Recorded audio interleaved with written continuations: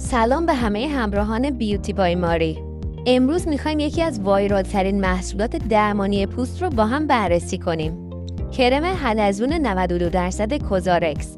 این کرم متعلق به برند کره‌ای کوزارکسه که در روتین زیبایی کره یکی از برندهای مطرحه.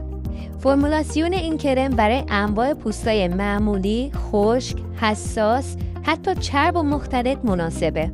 به ویژه برای پوستای خشک، دهیدراته، آسیب دیده یا مستعد التهاب فوق‌العاده عمل میکنه. بافت ژل کرمی سبکی داره که احساس چربی یا سنگینی روی پوست ایجاد نمیکنه.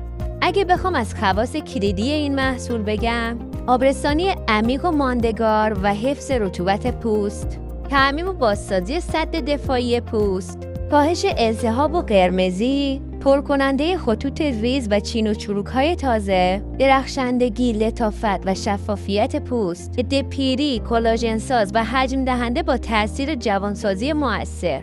این کرم حاوی 92% موسین فیلتر شده حلزونه که ضد التهابه و باعث ترمیم و آبرسانی و افزایش کشسانی پوست میشه.